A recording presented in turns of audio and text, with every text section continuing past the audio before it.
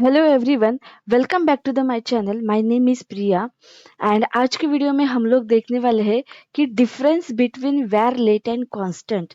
ये var let and constant में ऐसा क्या है जो इंटरव्यूअर हर बार यही क्वेश्चन पूछता है। ये बहुत हर इंटरव्यू में पूछे जाने वाला ये क्वेश्चन है और इसका आंसर आपने अगर सही तरीके से एक्सप्लेन किया ना तो मान लो कि 50% मतलब आपने इंटरव्यू का दिल जीत लिया। ये क्वेश्चन एक अच्छी तरह से एक्सप्लेन करना तो मतलब क्योंकि ये चीजें पूरी बेसिक चीजें इसके बेसिस पे ही जावास्क्रिप्ट होता है। तो ये किस तरह से वर्क होता है ये सारी चीजें हम लोग आज के वीडियो में देखने वाले हैं। वीडियो को स्किप मत कीजिए, पूरा वीडियो देखिए तभी आपको समझ में आएगा। और इसमें मैं पूरा एक्सप्लेन करने वाली हूँ वेर लेट एंड कांस्टेंट के बारे में, ताकि जो भी बिगिनर्स है एंड जो भी अभी न्यू लर्नर्स है जो जावास्क्रिप्ट सीख रहे हैं उसको कम्प्लीटली समझ में आएगा। ठीक है, तो अभी हम लोग स्टार्ट करते हैं। तो फर्स्ट हम लोग क्या देखते हैं वेर के बारे में। ठीक है, अभी ये हमारा वेर है। फर्स्ट वेर के बारे में हम फर्स्ट देखते हैं। मैं क्या करती हूँ यहाँ पे वेर a इज इक्वल 10 करती हूँ and second var b is equal 20 करती हूँ। अभी मैं सॉरी सॉरी मैं फिर से वेर a इज इक्वल 20। अभी आप बोलेंगे कि ये दो बार वेर a इज इक्वल ऐसा क्यों लिखा। एक्चुअली वेर में क्या होता है कि वेर को हम लोग री इनिशियलाइज एंड रीडिक्लेयर कर सकते हैं। मैंने यहाँ पे क्या किया है, इनिशियलाइज किया है, फिर से इनिशियलाइज किया है एंड रीडिक्लेरेशन भी किया है। मतलब सेम वेरिएबल के साथ मैंने इसको रीडिक्लेयर भी किया है। तो वेर में क्या होता है, रीडिक्लेरेशन एंड री इनिशियलाइजेशन ये अलाउड होता है। अभी मैं कंसोल करके चेक करती हूँ कि ये की वैल्यू क्या आएगी। तब तक आप लोग भी रन करके देखिए। आप कोई भी एडिटर ले सकते हैं। यहाँ पे मैं ऑनलाइन जावास्क्रिप्ट का ऑनलाइन कंपाइलर यूज कर रही हूँ। आप वीएस कोड या फिर किसी भी एडिटर में आप ये रन कर सकते हैं। तो आप भी मुझे कमेंट्स करके बताइए कि कंसोल में क्या वैल्यू आ रही है। तो अभी हम लोग कंसोल चेक करते हैं। कंसोल डॉट लॉग, मैंने यहाँ पे ए लिखा तो ए में हमें मिला, रन हो रहा है, थोड़ा वेट लगेगा, टाइम लगेगा। अभी देखिए यहाँ पे क्या मिला मुझे, 20। ओ ये 20 कैसे आ गया। एक्चुअली मैंने तो फर्स्ट लाइन में ये थर्ड नंबर का जो लाइन है उसमें 10 लिखा है, बट मुझे 20 मिल गया। तो मतलब क्या हो रहा है कि जो फर्स्ट वैल्यू ली है उसको वो प्रिंट नहीं कर रहा है, वो सेकंड वैल्यू को प्रिंट कर रहा है। मतलब फर्स्ट वैल्यू को उसने ओवरराइट कर दिया। तो यही यही चीज मैं आपको बताना चाह रही हूँ कि वेर में री इनिशियलाइजेशन, री डिक्लेरेशन ये तो ठीक मतलब होता है, लेकिन इससे बग्स आने के चांसेस भी है।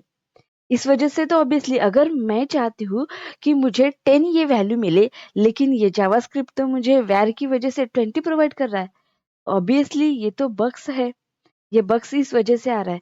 तो इसी वजह से जावास्क्रिप्ट ने ES6 जो नया है उसमें लेट एंड कांस्टेंट ये इंट्रोड्यूस किया है।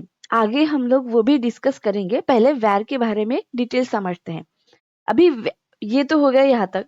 मैं इसको कमेंट करती हूँ क्योंकि मुझे आगे की चीज भी आपको बतानी है। ठीक है, अभी वेर जो है ना, वेर ये फंक्शन स्कोप ऑफ वेरिएबल है। इसका ये ब्लॉक स्कोप ऑफ वेरिएबल नहीं है।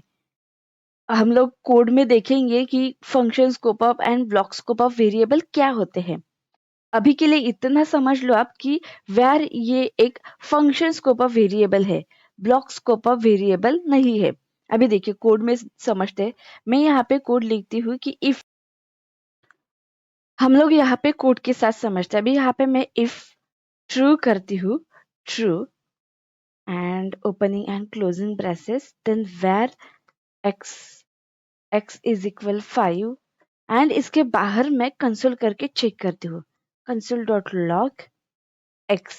आप भी आपके एंड से रन कर सकते हैं ये कोड लिख के, क्योंकि आप मेरे साथ करेंगे ना तो आपको और ज्यादा समझ में आएगा। ठीक है, मैं यहाँ पे रन करती हूँ तो मुझे यहाँ पे ये देखिए मुझे यहाँ पे 5 मिल गया है। 5 मिला मतलब क्या मतलब इसमें हमने क्या बोला कि ये ब्लॉक स्कोप ऑफ वेरिएबल नहीं है, ये फंक्शन स्कोप ऑफ वेरिएबल है। इस वजह से ये क्या कर रहा है कि मतलब कर्ली ब्रेसेस के बाहर भी मैंने इसको कंसोल किया तो ये वर्क हो रहा है। ठीक है, अभी हम लोग क्या करते हैं, फंक्शन के साथ चेक करते हैं। यहाँ पे मैंने फंक्शन टेस्ट इफ ट्रू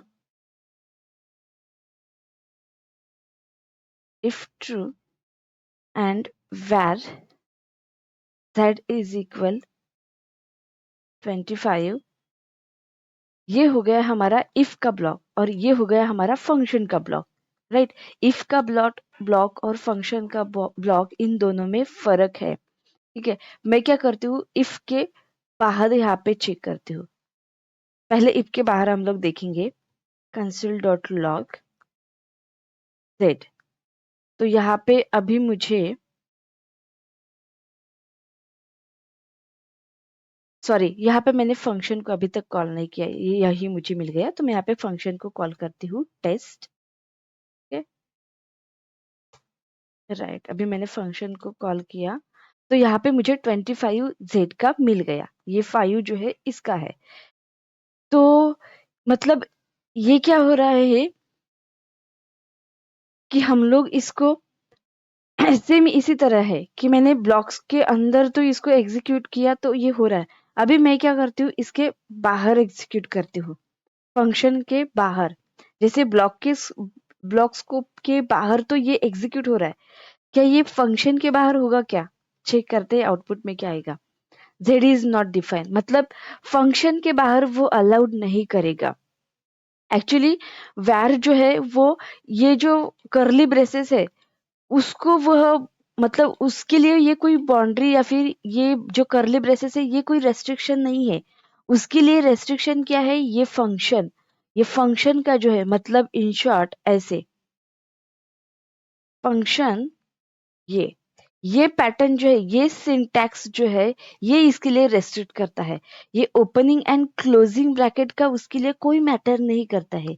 ये फंक्शन के फॉर्मेट के बाहर अगर हम लिखते हैं तो वो एरर देगा। राइट, समझ में आई आपको बात? इन शॉर्ट इसका मीनिंग यही है कि वैर के लिए कोई भी ब्रेसेस जो है, कर्ली ब्रेसेस, ये मैटर नहीं करता, वो उसको कंसिडर ही नहीं करेगा, वो उसको इग्नोर कर देगा। कर्ली ब्रेसेस नहीं उसको पता, वो एग्जीक्यूट कर देगा जो भी कंसोल में लिखा है।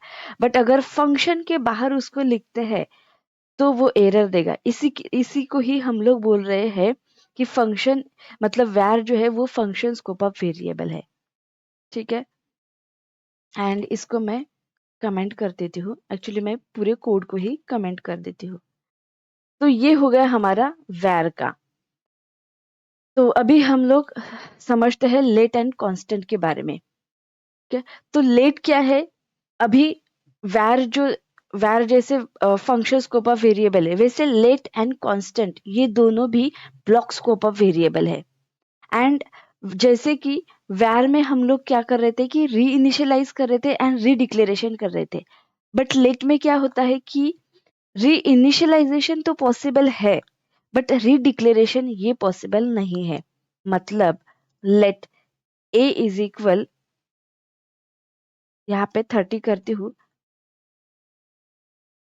And let b is equal 40 करती हूँ। तो ये क्या हो गया, ये हमारा री इनिशियलाइजेशन हो गया। मतलब सेम लेट ये नाम से मैंने री इनिशियलाइज किया, वैल्यू चाहे हम लोग, और वेरिएबल का नाम भी मैंने दूसरा लिया, तो री इनिशियलाइज किया बट री डिक्लेयर नहीं कर सकते। मतलब मैं यहाँ पे ए नहीं फिर से कर सकती। अभी यहाँ पे अगर मैं ऐसे ही करती हूँ जैसे मैंने वैर में किया था, तो देखिए हम लोगों के पास एरर क्या आता है। तो देखिए यहाँ पे identifier a has already been declared, ये एरर आता है।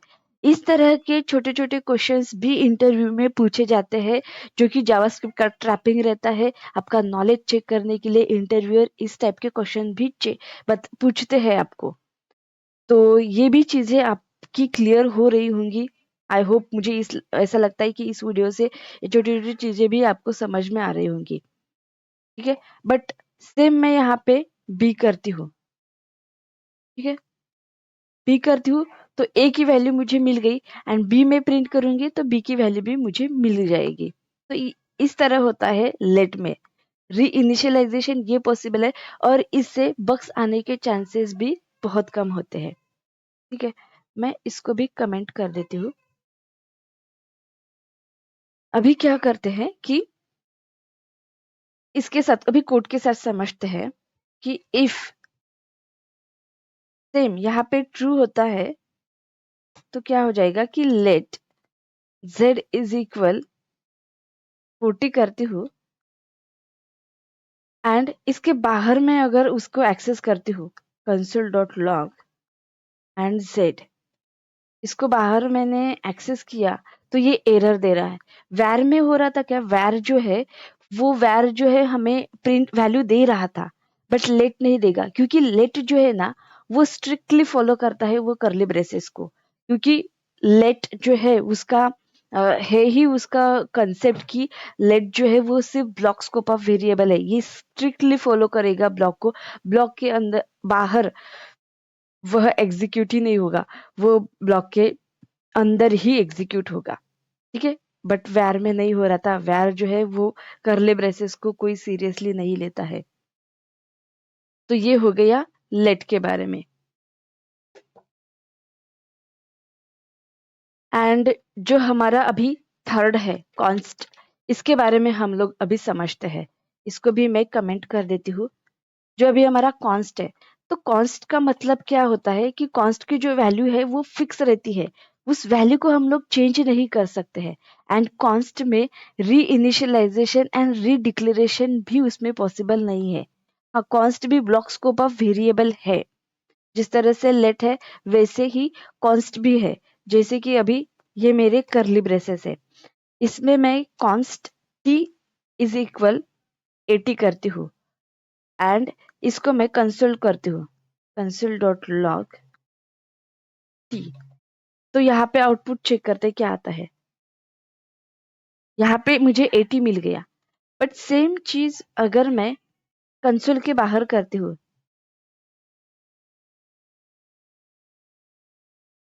सॉरी सेम चीज मैं करली ब्रेसेस के बाहर प्रिंट करती हूँ तो यहाँ पे मुझे एरर मिल रहा है। मतलब कॉन्स्ट भी जो है वो ब्लॉक स्कोप ऑफ वेरिएबल है, ये भी ब्लॉक्स को ही फॉलो करता है, उस ब्लॉक्स को ही स्ट्रिक्टली मतलब ब्लॉक्स का ही रिस्पेक्ट करता है, ये उसके बाहर एग्जीक्यूट नहीं होगा। इसमें भी सेम एरर आ रहा है एंड कॉन्स्ट का जो वैल्यू रहता है वो फिक्स रहता है। कॉन्स्ट में रीडिक्लेरेशन एंड री इनिशियलाइजेशन ये पॉसिबल नहीं है, जैसे कि हमने लेट एंड वैर में देखा था, हम लोग इसमें भी देखते हैं। const a is equal 90 and const a is equal 70। अभी हम लोग इसको प्रिंट करते हैं, प्रिंट करके चेक करते हैं const console डॉट लॉग ए, तो इसमें एरर आ गया। सेम जैसे लेट में एरर आया था वैसे आ गया कि identifier a has already been declared and यहाँ पे मैं पी करती हूँ तो यहाँ पे ए की वैल्यू मिल गई है।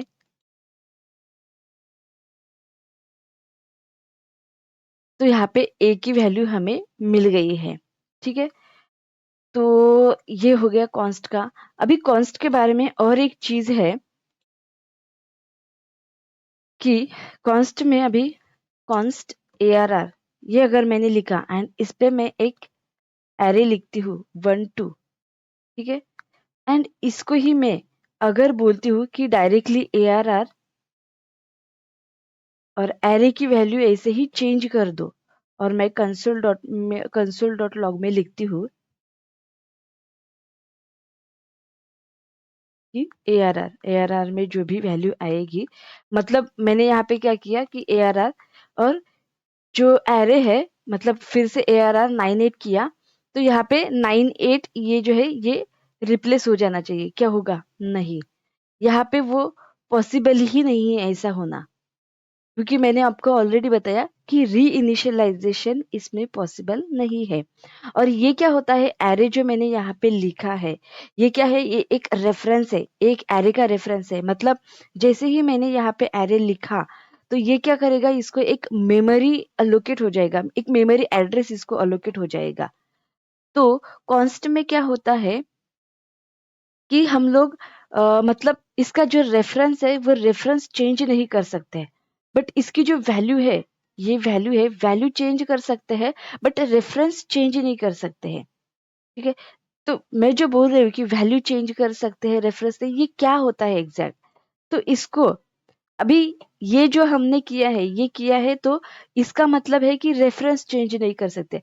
अभी मैं आपको बताती हूँ कि इसका वैल्यू कैसे हम लोग चेक कर सकते हैं। मैं यहाँ पे पुश करती हूँ, एंड पुश में अगर मैंने 3 कर दिया, ARR डॉट पुश, तो इसमें 3 जो है वो ऐड हो जाएगा। ठीक है, 1 2 3 ये ऐड हो गया।